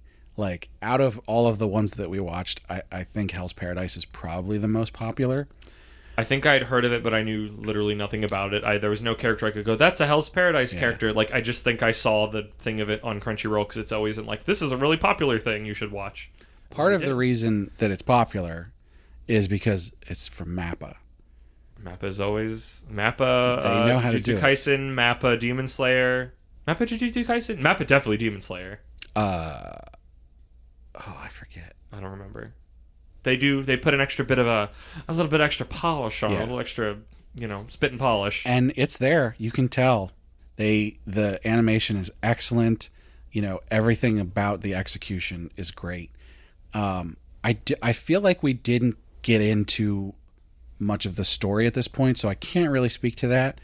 But it seemed they set up a really good base for it. No, but yeah, I like what I saw, and when I was watching it, I'm like, normally I wouldn't like something like this, but there's just something about it that it's just clicking into place, because usually it's like, this is too dark, and very specifically the word I would always use is edgelordy, but it just somehow skirted by that and was just like, I'm really curious about this character. I think it's because he has, which is what, the main character, from what we know right now, the main character is essentially unkillable and immortal. He's always been a trained killer. So he's not immortal, but normal people would be unable to kill him. Correct. Like literally, like they tried to cut his head off and it didn't work. He's basically immune to fire. So they tried to burn him at the stake. That didn't work. They tried to boil him in oil. That didn't work. They tried to just cut his head off. They tried to cut his head off, stab him with a spear. That didn't work. Did they try to hang him? The executioner woman at the end was cool. I liked her. Was able to cut him, even though he was trying to not be cut. So that's to show that, like, no, he's not actually immortal. Well, he thinks it. I guess that's part of it, is he thinks that, but he's not actually. But I think that's what, even though he's so dark and he's the most edgelordy, like, I was trained for this and I'm unkillable and I'm an assassin, but I want to get out of the game. But there's this thing that he's, like, in a forced marriage with... Who was it? Was it, like... The clan leader's daughter. Yeah, clan leader's daughter. And at first he's like, I didn't like her. Because he's this, like, dark, brooding guy, and she was just this very, like, kind of simplistic but smiley... Not like vapid, but like very small, simple life lady. Optimistic, I like that. Who hadn't really had to live any of that darkness that he had. And initially he's like, except I for didn't when actually her like her. dad burned her face. Yeah, so her dad sucks, Jeez. admittedly. She had to deal with some trauma, but she's like, so I guess that's the thing, is she's really optimistic despite the traumas she's faced, as opposed to him. Yeah. And at first he's like, I don't care about my wife. We don't actually like each other. And then the woman executioner's like, I think you actually do really still care about your wife, and that's why you don't want to die. And then you get to see all those things, and like, as someone who's usually very arms crossed in relationships and anything, especially anime, where it's like, I don't see this at all. This is one where I'm like, actually, I like this. I want to see these two back together. This feels like sweet. I thought they executed the literary twist of I hate her, and then he's being interviewed by this woman, and she's like, I don't think you actually do. I thought that twist that they put in there was very well done. It worked. Again, like, somebody's like, this usually doesn't work. This is stupid. And she's like, no, this is, edgy for edgy's sake. And it's like, no, it just clicked, and I just really enjoyed it, and it made me feel things, and it made me interested to see what happens next. And I was rooting for these characters. I thought they had understated but cool designs. Like, I'm excited to watch more Hell's Paradise. Yeah, I think it's going to be a good time. I was thinking, it's obviously dark, but it's not giving me the same kind of anxiety that I got from Vinland Saga.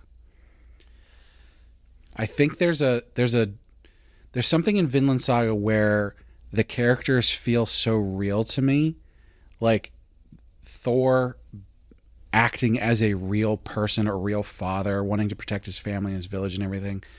That gave me so much anxiety as they were going out on their journey and everything. And when I see Thorfinn going around and interacting with the English and all that, like, it gives me so much anxiety because they make these people feel so much more real, even though the Vikings are like awful and everything, but like, I connect to that so much more. And with Hell's Paradise, I think it's more fantasy. Yeah.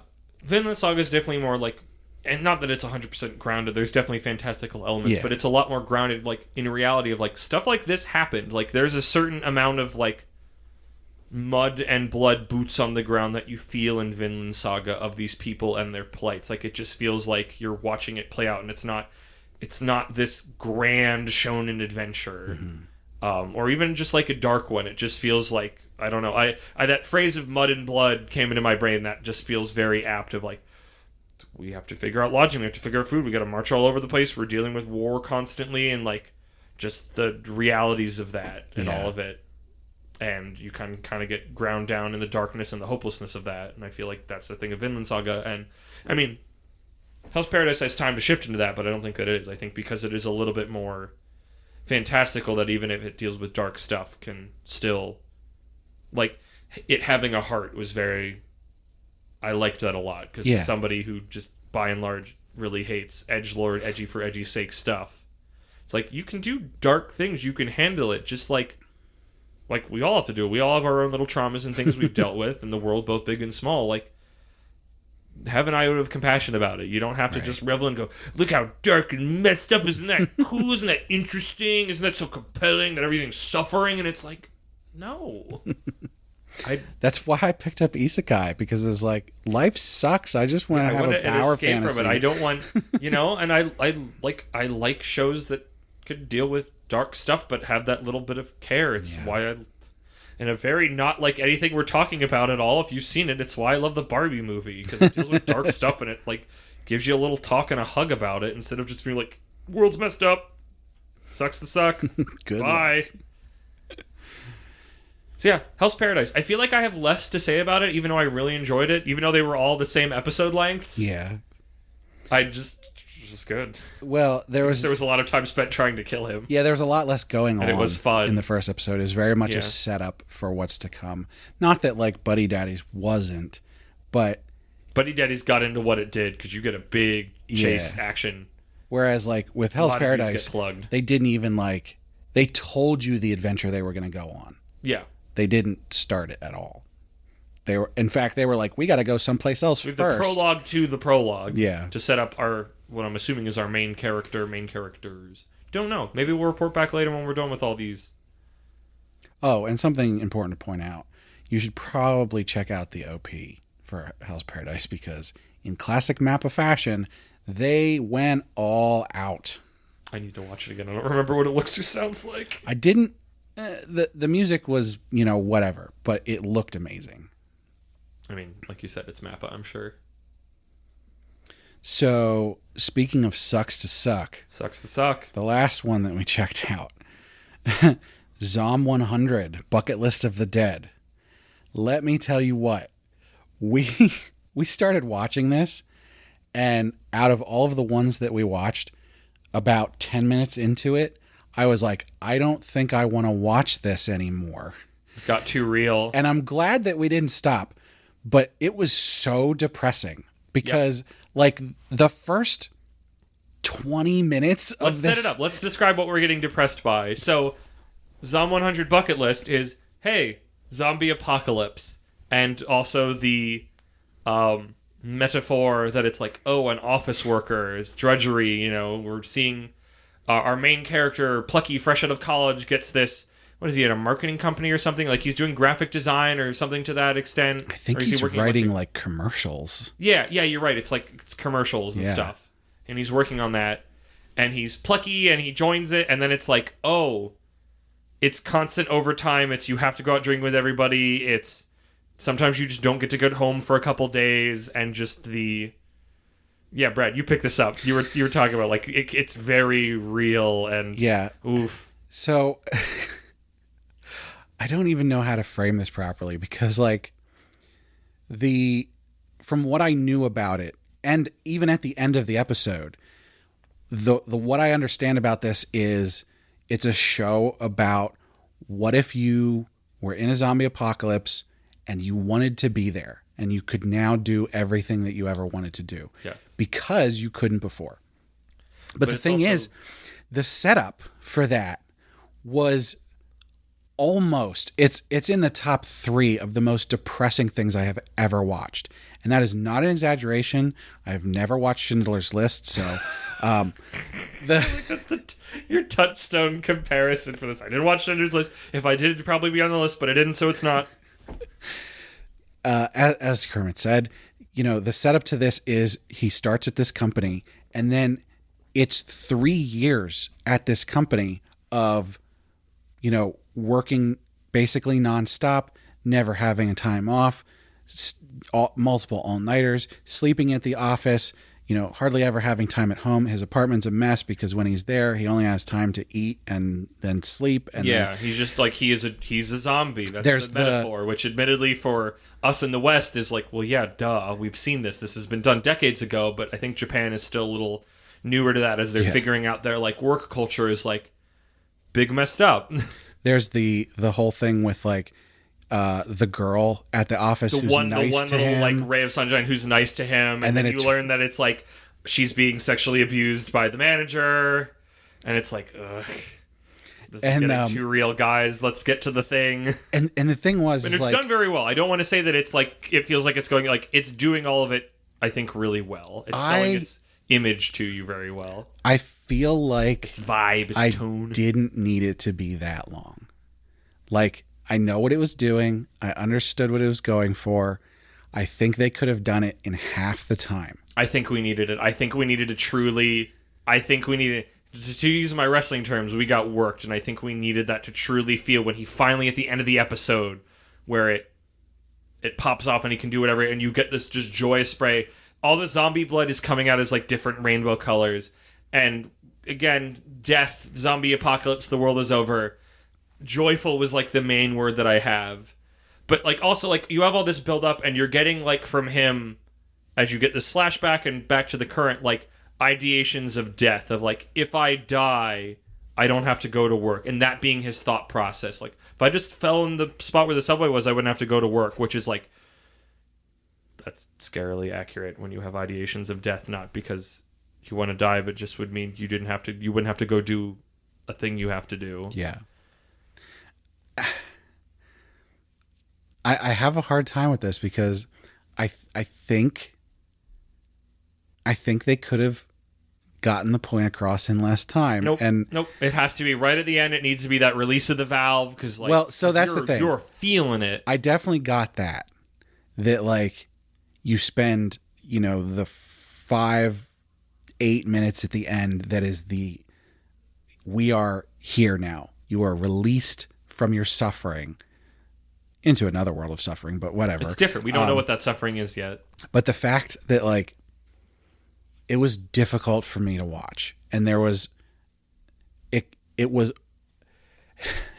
it's so weird because the prelude of this is so different from what the actual show is that it felt like a different show, and it was so different from what I was expecting and from what I had osmosis about what the actual series is, that had we not been watching it together, I would have turned it off halfway through. You wouldn't have made it. Interesting. Okay. I've basically gotten over the shit in my life. Like, basically everything's good now. Don't really have those problems anymore. I still enjoy isekai, but I don't really need the escape.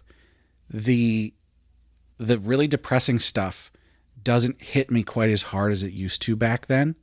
I'm better able to consume that stuff and, like, move through it and not get affected by it. This was on the line. This cut too close to the bone. It was so close to just being like, this is when the girl went into the manager's office and the sound cuts out and, like, that whole scene, I was like,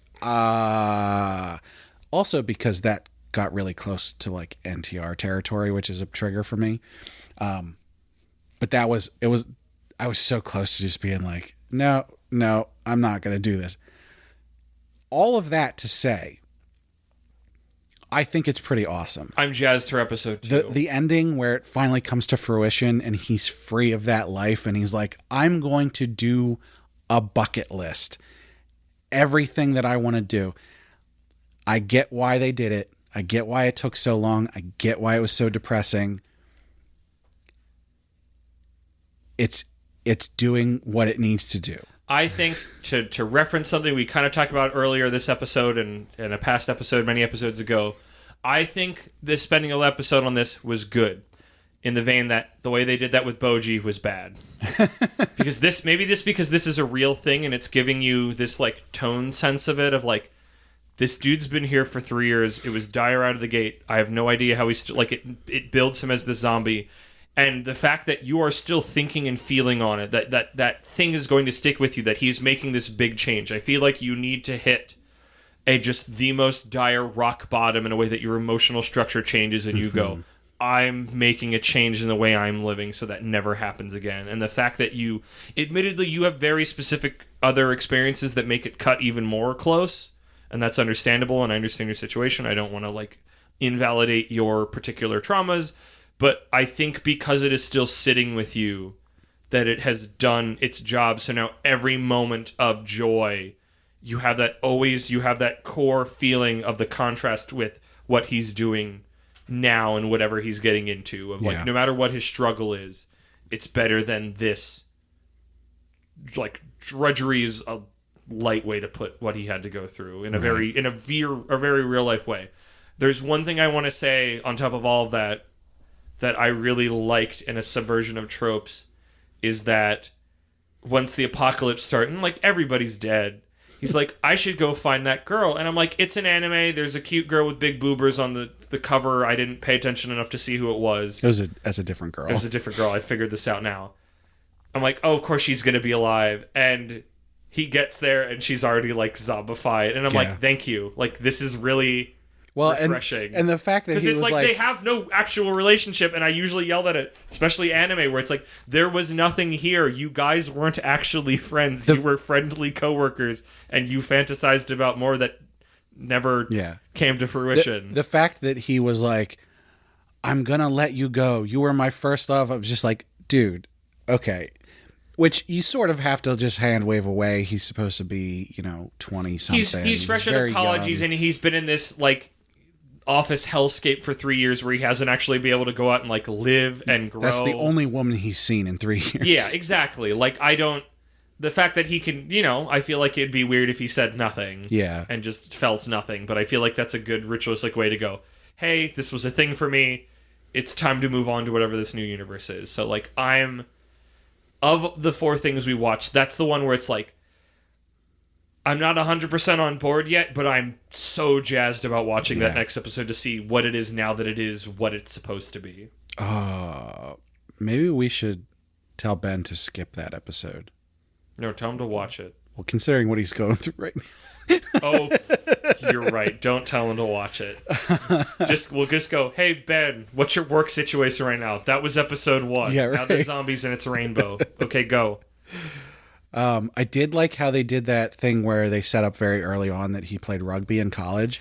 And then, like, when the apocalypse happens and he's, like, able to run around but also, and stuff, like that makes sense. I think they're just giving him a little extra boost that he's doing this crazy parkour stuff. It's like, this man has not been taking care of his body for 3 years. I don't care how much rugby you play. But it was one of those, it's like, I'm happy I had the rugby set up. I'm glad it was there. I don't need that. It was just the expression of joy of his movement through the city and just smashing through zombies and getting here and there was just like... It was just yes. It was a short little aside near the begining. Yeah, no, I love that setup for his reasoning. Yeah. But I think he has a like, oh my gosh, I was in the gravity chamber hell for so long that even though it makes no sense that my body can do anything now, just there's so much, I'm free of it. This weight has been taken off my shoulders that I can just parkour like a crazy person. And I love it. They could have just hand waved it away. Yep. But I love probably no one would have questioned it. And it's specifically rugby of all things. I think rugby's starting to show up more in Japan for whatever reason. As far as I'm aware, it had a time back in like the 90s or whatever where it was really popular, and then it sort of dropped off, and apparently now it's become making a resurgence. So. It's So I'm looking forward to the next episodes of that. I think it'll be a more fun time. Yes, I'm excited to see what the show will actually be. But so far, I think it's shown a level of directorial hand and concept and direction that I've got high hopes for it. I would be interested to know like how many people just stopped watching it halfway through. I mean, there's a conversation in general for probably another episode about like you're going into a first episode and your sensation, like this is where I go, it's like that was depressing, but I knew we were going somewhere and I could feel it. And there's some shows where it's just like, no, you're not, or first chapters even where it's just like, I know sometimes the first chapter can be rough because they have to set up a feeling or something, but it's just like, where we're going is not worth it, or I can feel in my bones this isn't going a place that I'm interested in or want to or is good. And my ability to go like, I'll keep at it. There's something here, even if I haven't found it. And somewhere I'm like, no. Yeah. And the different vibes you get and other things going on. So... But yeah, Zom 100 bucket list. Yes, what it's called? Bucket list of the dead. Bucket list of the dead. I think excited for it. I'm so curious how it's going to deal with its female lead in a very foreshadowing thing to next month's episode. A wink. Maybe we'll talk about it depending on how it plays out. I don't know, but after how it dealt with the female friend that he had at the office, it seems like it's more mature, and I'm excited to see what they do with a fun possible female love interest. Maybe not, I don't know. I'm only going from cute girl and truck from poster. So, yeah, I mean, I think they're all worth checking out, even if we're not going to keep watching Buddy Daddy. I think Buddy Daddy can take a buddy nap. I think they're all... Go watch Kill Blue or Sakamoto Days. They are all deserving of the hype that they're getting. Yes, I think they are worthwhile. You know, there was one more thing that we watched. There was one more thing? We watched the first episode of Anime Crimes Division. We did! I forgot! It was only 7 minutes. Oh my gosh. Anime Crimes Division. A thing that I thought was going to be cringe as heck. and also old and cringe. And it was a breath of fresh air. It was incredible. It was very... I guess what? Brad, describe what Anime Crimes Division is. So the first thing you need to know about Anime Crimes Division is that it is a short series, a series of shorts. It is a live action specifically made for Crunchyroll, I believe. Well, so it was made in partnership with Crunchyroll. Okay. They actually, it aired on YouTube and Crunchyroll. Oh, interesting. Okay. Because the production company that made it... Yeah, Western made as well. ...is Rocket Jump, which is Freddie Wong of YouTube fame. Yeah. And the main character is someone we've talked about plenty of times. Yeah, he pops up a lot. Weirdly. Sun One Show. Yes. Pro ZD. Pro ZD. And so he plays the main character. I don't think... I've very rarely seen him live action besides his own YouTube channel where he does little like... The little shorts, but not like right. I say serious role. This is a comedy. Yeah, it's definitely a comedy, but he's an excellent actor. He did a really good, like, again, I mean, if you wasn't expecting the most from it. Like, I've heard him voice act, but then, like, actual acting, but, like, he's physical everybody acting. does a really good job of, like, playing to what the bit is, and it's never too much, but it's never not enough. Like, right. There are so many jokes, and they are clever, and some of them are more clever than others, in a way that, not in a way that, like, some of them are duds, but, like, you get...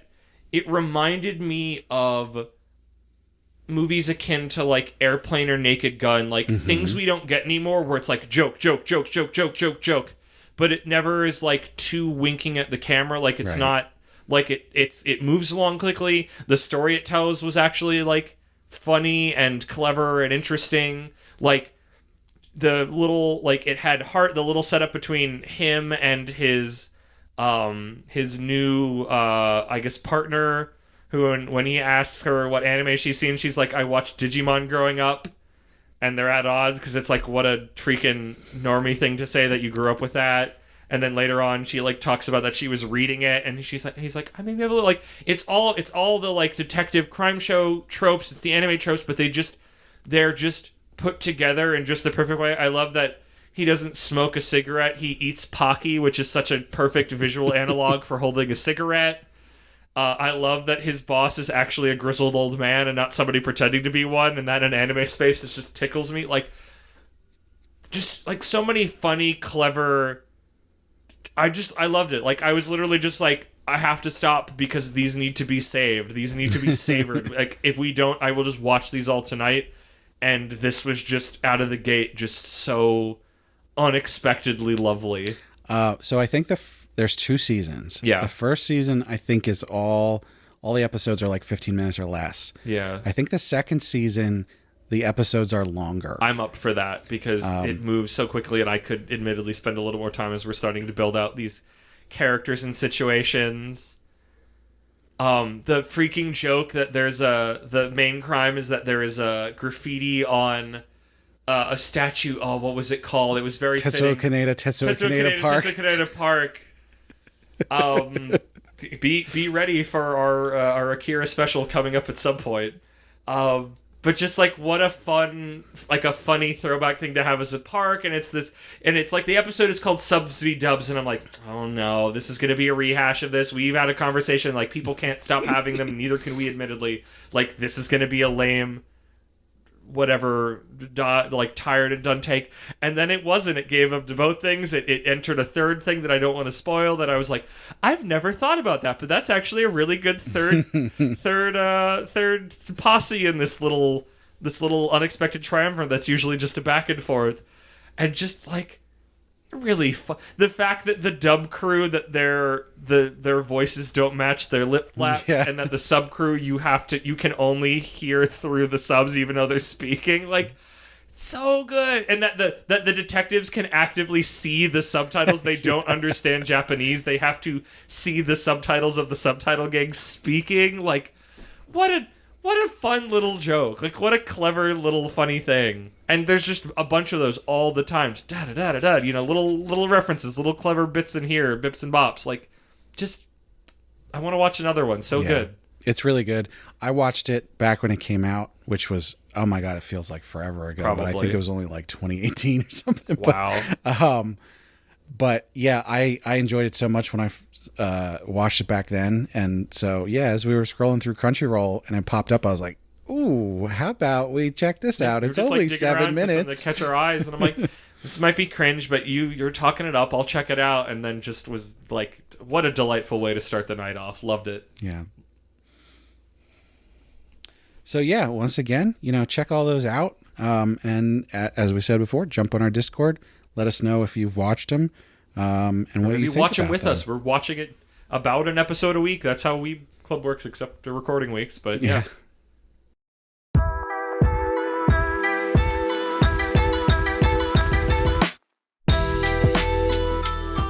Well, thanks for listening to That Time I Got Reincarnated in the same world as an anime podcaster. We hope you enjoyed listening as much as we enjoy recording. To find all our social media links, such as our Discord, Twitter, Threads, Patreon, Facebook, and more, I'm not going to call it X, visit our website. I already tired of that. That joke was tired before it was ever made, because it's like, no, of course no one's calling it X. You can find those social links on our website, animepodcasterreincarnation.com. You can also find articles on various topics and new manga reviews up there. I need to get back in there and write some, especially for Martial Arts Asumi or whatever the name is of that one. And I'm sure we're forecasted a series of axes, so that means some new flowers are about to be planted. So maybe one of those will catch my eye to write something about.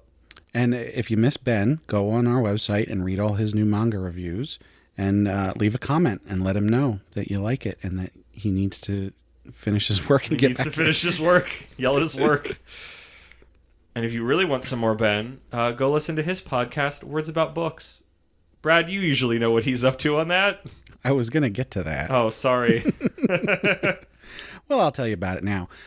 They're actually doing, they just released God Emperor of Dune just this past weekend. Back to classics for them, back to Dune. I don't know if that's going to be a two-parter, but if you like to listen to Ben talk about stuff, Dune is definitely the thing to do. The thing he likes to talk about. I don't usually have anything to plug, so I just wanted to plug Ben's stuff. That's all right. We definitely want to plug Ben's work. He does really good work, and we want to, make sure that people know about it and that people go and tell him how good of a job he does. Yes. So not only should you join our Discord and tell him that, but you should also join the Words About Books Discord and go listen to Words About Books and all of that fun stuff. We would love to hear from you on all of the social platforms, but you can also leave a comment on the site, or you can send an email to isekaisenseisama@gmail.com. We're always looking for feedback. Tell us how you want to communicate with us. Let us know. Communicate with us to tell us how to communicate. I mean, yeah, pretty much. If you prefer to listen to these episodes in high-quality stereo, be sure to check out the YouTube channel. We simul-release all of the episodes up there in high-quality stereo. How's that going to work for this one? I'm not a specific channel this time. We're just back and forth. Yeah, it'll work like Heron Addiction, right and left, instead of there you go. Right, left, and center. Makes sense. Also, fun little thing, I'm now releasing the high-quality version early on Patreon. Ooh, what a boon. Yeah, so you can go check out our Patreon, and if you want to support us, then you can get the episodes early. Also, every tier gets to vote in the Heroin Addiction poll now. We're going to do polls for the next episode. That is smart. The next series that we're going to I like that. Yeah. So we hope you check that out. But more so than supporting us on Patreon, we want to hear from you. So definitely join the Discord and let us know what you're thinking.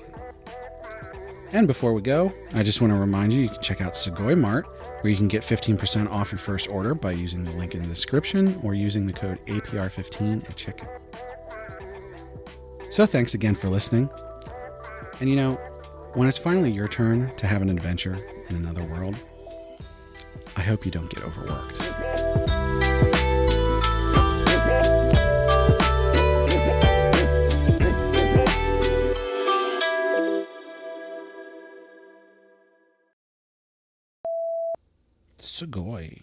Sugoi. We're not even at the ad spot yet. All right. So, how do you want to do this? You said you knew how to put the boat in when I asked you earlier. No, I said I had notes. I said I had it written down. Okay. I thought that meant you knew how to put the boat in. I mean, I'll unhook it from the trailer and drive away real fast. Yeah, no, I know. All right. Both of us see a cloud or whatever we... Oh, shoot. What's the line? I don't know what you're saying. It was Variations on a Cloud. I played it for you. It's got a ruler of everything in it. Right. I forget how it goes. Both of us see a cloud or whatever we may believe. I think that's what it is. It just came on my shuffle recently, so I was thinking about it. In the gallows or the ghetto, in the town or the meadow, in the billows, even over the sun. Every time at the end is another begun. You understand, mechanical hands are the ruler of everything. Ruler of everything. The ruler of everything in the end. Do you like how I dance? I got zirconium pants. Consequential enough to put you into a trance. Do you like how I walk? Do you like how I talk? Do you like how my face disintegrates into chalk? You practice your mannerisms into the wall. Oh man, you even know those. If the mirror was clear, I'd be standing so tall. This is a song where I have the flow of it and some key words, but not all of them. As much as I love it, but yeah, you got that. I've been you. I know you. You know, you're making me cry. That's just the way that I am. I can't do the rap part. Yeah, that part's tough. It's too fast. 4 shows, 2 of us, 4 times 2, 8. I'm not good at math.